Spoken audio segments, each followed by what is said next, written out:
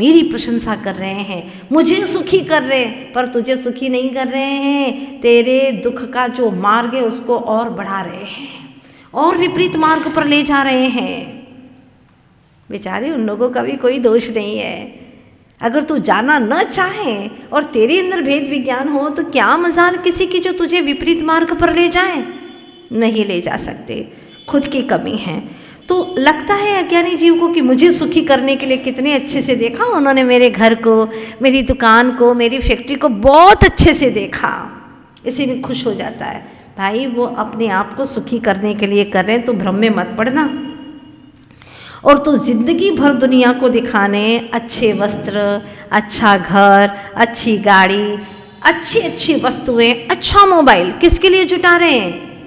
दुनिया को दिखाने के लिए, है ना, ताकि दुनिया देखे और उन्हें लगे और वो देखते ही रह जाए कि मेरे पास भी ऐसी ऐसी वस्तुएं हैं। जब लोग देखते हैं ना तो उसको लगता है कि वाह, आज तो मेरा जीवन सार्थक हो गया है जब लोगों ने मेरी प्रशंसा कर ली है।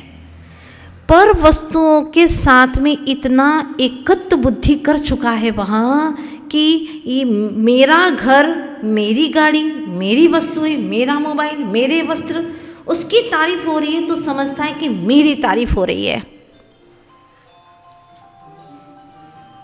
कितनी अज्ञानता कूट कूट करके भरी हुई है। पर द्रव्यों के प्रति इतना जोड़, इतना संबंध, इतना मिलन कर चुका है। आज ही मैंने कहा था कि पर द्रव्यों से संबंध अनंत काल से अनंतों बार कर चुका रे चेतन। पर द्रव्यों से अनंतों बार मिलन कर चुका, लेकिन मिल करके भी क्या मिला? मेला ही रहा ना। तो हाँ, जितना पर से संबंध करता चला जाएगा, जितना पर द्रव्यों से मिलन करेगा, उतना ही मेला होगा। मान्यता में क्या है कि ये सब मेरे हैं, ये मेरे हैं।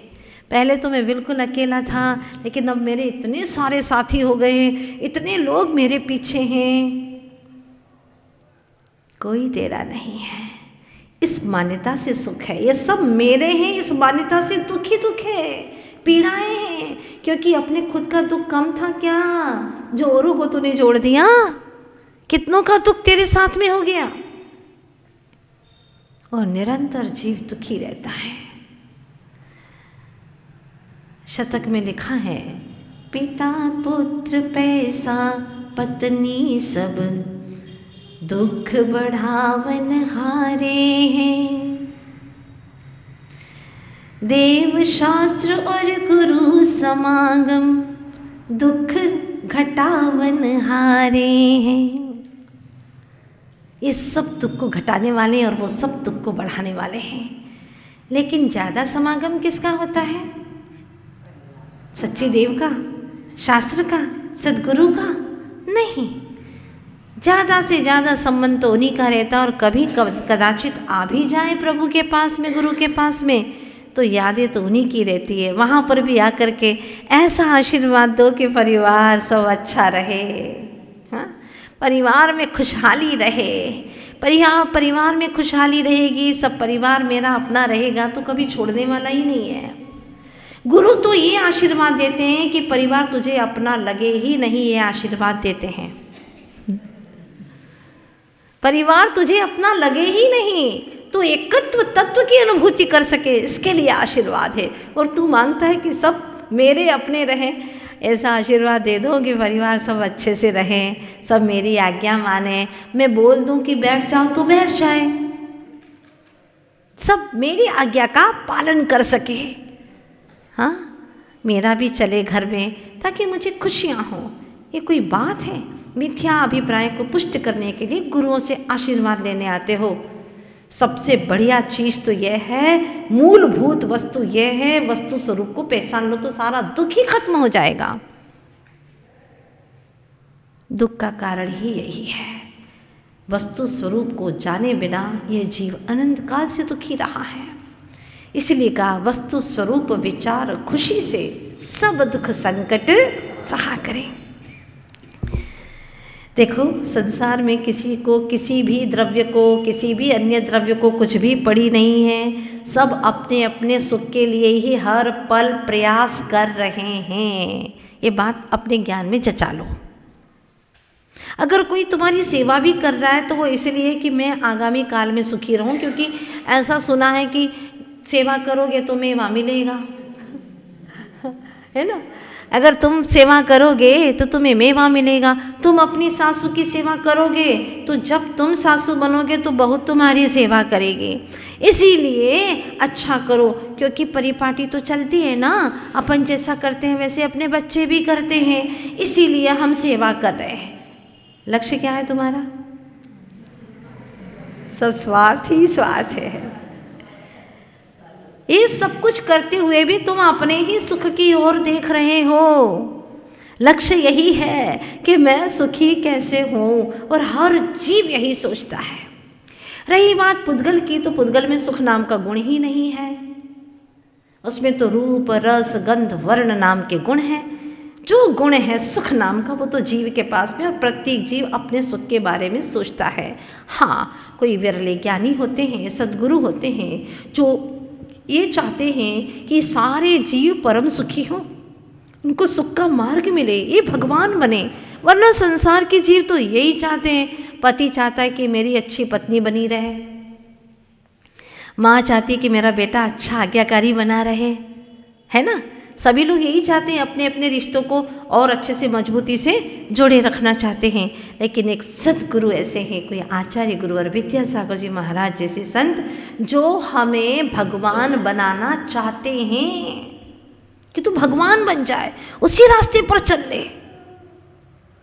लेकिन अफसोस कि हम भगवान बनना ही नहीं चाहते।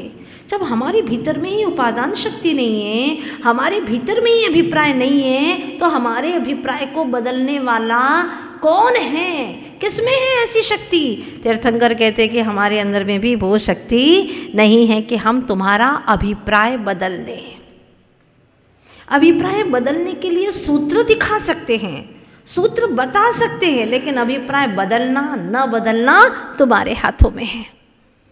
नहीं बदला। आदिनाथ भगवान के समय में वो मारीचिका जीव नहीं बदला। तीर्थंकर है दादा, फिर भी वो नहीं बदला, क्योंकि उपादान जागृत नहीं था, बल जोर निमित्त मिल गया। इसके बावजूद भी तो आज हमें ये तय करना है कि मैं अपने स्व की ओर अवलोकन करूं। बस इतना सा ही तो काम करना है कि मुझे जो सम्यक अभिप्राय, सही अभिप्राय उसको पकड़ना है, सही अभिप्राय को ग्रहण करना है, इतना ही तो करना है। इसी के लिए सारे आयोजन किए जाते हैं। मंदिर क्यों है? अभिप्राय को सही करने के लिए, मिथ्या अभिप्राय को छोड़ने के लिए और सम्यक अभिप्राय को अपने जीवन में प्रकट करने के लिए ये मंदिर है। ये शास्त्र स्वाध्याय इसीलिए है कि हमारा अभिप्राय सम्यक हो जाए। अब मनावर में पंच कल्याणक प्रतिष्ठा होने जा रही है। क्यों? इसीलिए ना कि एक पाषाण की मूर्ति भगवान हो सकती है, तो हे चेतनात्मन, तू अपनी भगवत्ता को प्रकट क्यों नहीं कर सकता? तू अपनी भगवत्ता को प्रकट कर सकता है। तू भी ऐसा ही महान पूज्य हो सकता है।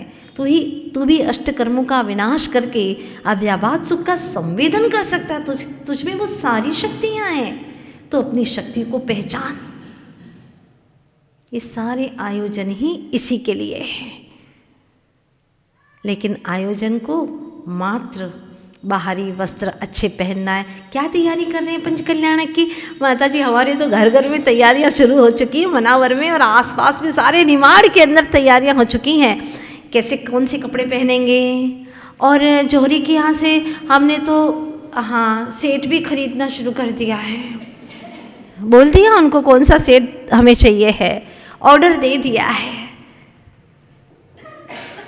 सब सेटिंग कर रहे हो ना, बाहर की, देह की, तो निज आत्म तत्व की सेटिंग, जो मिथ्या अभिप्राय उसको छोड़ करके सम्यक अभिप्राय करने की सेटिंग करना, ये सबसे बड़ा कार्यक्रम का मूल लक्ष्य और आयोजन का यही अभिप्राय है।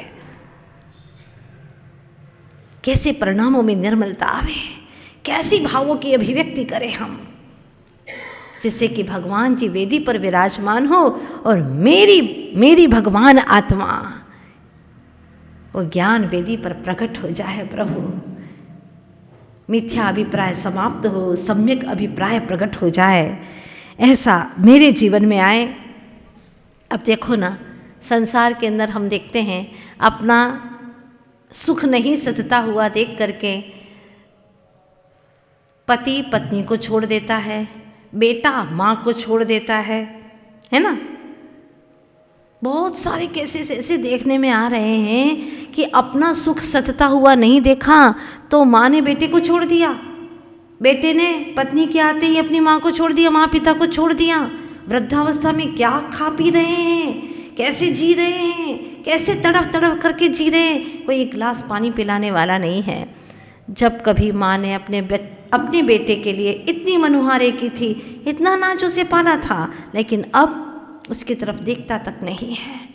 हर व्यक्ति, हर जीव का देखा है इस संसार के अंदर कि अपना स्वार्थ नहीं सत्ता देख लगा कि इसमें मुझे सुख नहीं है, मेरा दुख बढ़ रहा है, चाहे कोई भी हो, XYZ, है ना। हर किसी के साथ में अपना सुख न सत्ता देख व्यक्ति उसे छोड़ देता है, बदल देता है।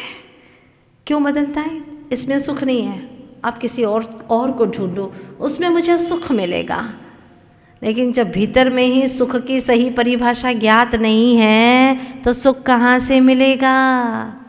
सुख तो अंदर से आता है।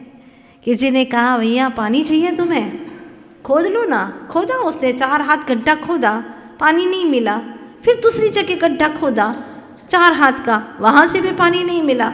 उसने पूरे स्थान पर गड्ढे कर दिए लेकिन पानी कहीं से नहीं मिला। वो व्यक्ति से कहा तुमने तो कहा था गड्ढा कर लो पानी मिल जाएगा, मैंने तो कम से कम 100 जगह गड्ढे कर लिए लेकिन पानी नहीं मिला। उसने कहा कितना गड्ढा किया? 4 हाथ, हर जगह से खोदा मैंने। अरे भोले मानुष, एक ही जगह गड्ढा करता ना, एक ही जगह गड्ढा करता, गहरा गड्ढा करता, जब तक कि पानी ना आए अवश्य पानी मिलता। तो ठीक है किए देता हूँ। सुनो, हर जगह गड्ढा नहीं करते, पहले पानी की तलाश करो, सही दिशा में देखो, तब वह पानी तुम्हारे फलदायी होगा। सही दिशा में देखो, सही स्थान पर देखो कि वहाँ पानी का स्रोत है भी या नहीं, फिर वहाँ पर गहरा गड्ढा खोदो, पानी मिलेगा। तुम पुद्गल में सुख ढूंढने जाओगे तो कहाँ से मिलेगा? उसमें सुख नाम का गुण ही नहीं है। स्व में देखो, स्व में झांको, तो वहाँ पर तुम्हें सुख अवश्य मिलेगा। और तब तक खोदना, तब तक खोजना, अपने भीतर में निज अवलोकन में इतने स्थिर हो जाना, इतनी लीनता लाना कि जब तक सुख का संवेदन न हो छोड़ना मत।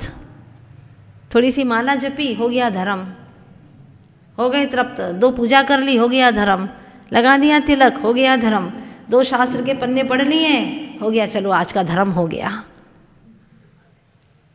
अभिप्राय तो बदला ही नहीं। प्रतिक्रमण कर लिया और एक भी जीवों से क्षमा याचना का भाव तक नहीं आया, बाँच लिया प्रतिक्रमण। क्या हुआ रे चेतन? ये बाहरी क्रियाओं को करने मात्र से आत्मा में सुख शांति का संवेदन होने वाला नहीं है। आचार्य भगवान गुरुवर श्री विद्यासागर जी महाराज यही कहना चाहते हैं कि पर पदार्थों को जोड़ करके मैं कुछ हूँ ये दिखाना बंद कर दे। अब ये दिखाना बंद कर और निश्चय कर ले कि मैं अपने आप में परिपूर्ण हूँ। इस समयोपदेश ग्रंथ राज चल रहा है और इसमें आचार्य गुरुवर श्री विद्यासागर जी महाराज ने समय सार के ऊपर बहुत सुंदर गहन प्रवचन किए हैं। आत्मा की सुध आती है, तन की सुध बुध भूल जाता है जीव। इतनी अच्छी अच्छी चर्चाएं इस ग्रंथ राज में की हैं। प्रणाम करती हूँ ऐसे आचार्य भगवान को अनंतों बार, जिन्होंने हमें सदराह दिखाया, सतपथ दिखाया। आचार्य गुरुवर श्री विद्यासागर जी महाराज की